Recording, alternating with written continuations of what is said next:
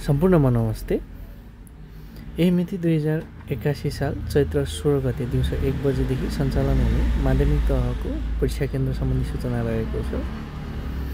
जसअनुसार केन्द्र नम्बर 1, 2, 3, 4, 5 गरेर यसरी राखिएको छ केन्द्र।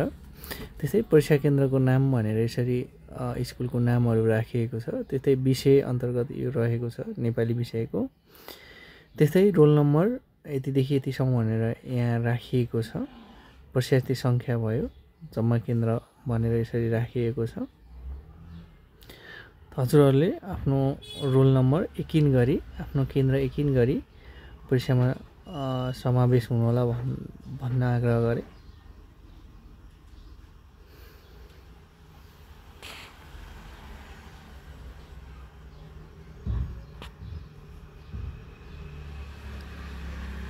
त्यस्तै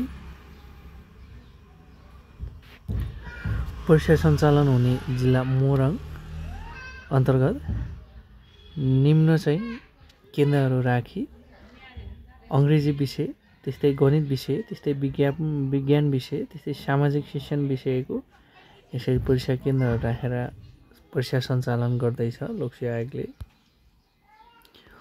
त्यस्तै मोरङै केन्द्र राखेर सामाजिक शिक्षण विषय, अर्थशास्त्र, त्यस्तै कासा तथा लेखा कार्य सम्बन्धी यो राखिएको छ। त्यस्तै जिल्ला धनुषा तर्फको रहेको छ।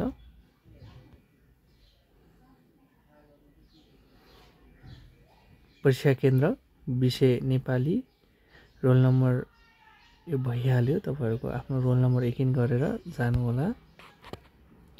त्यस्तै जिल्ला मकवानपुर तर्फको विषय, रोल नम्बर र परीक्षार्थीसँग भनेर यसरी राखेको छ।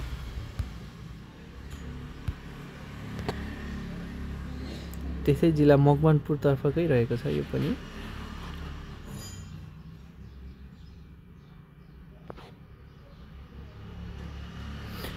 त्यस्तै परीक्षा सञ्चालन हुने जिल्ला कास्की तर्फको रहेको छ यो। कास्की तर्फ निम्न परीक्षा केन्द्र राखी निम्न विषयहरूको परीक्षा सञ्चालन गर्दैछ लोकसेवा आयोगले।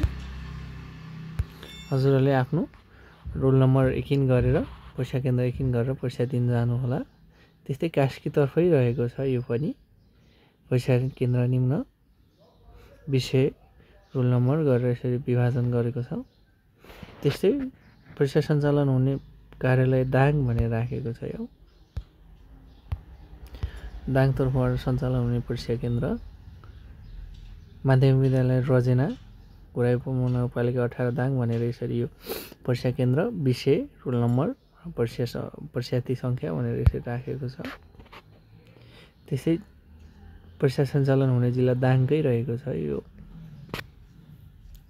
त्यसै परीक्षा सञ्चालन हुने जिल्ला सुर्खेततर्फको रहेको छ यो। सुर्खेततर्फको जनमावि वीरेन्द्र ख भनेर परीक्षा केन्द्र, त्यस्तै विषयहरू, त्यस्तै रोल नम्बर यसरी राखेको छ। त्यस्तै परीक्षा सञ्चालन हुने जिल्ला कैलाली तर्फबाट रहेको छ। त्रिभुवन माध्यमिक विद्यालय धनगढी 3 बराडारी क भनेर यसरी राखेको छ परीक्षा केन्द्रहरू, विषय, रोल नम्बर र परीक्षार्थी सङ्ख्या भनेर यसरी राखेको छ।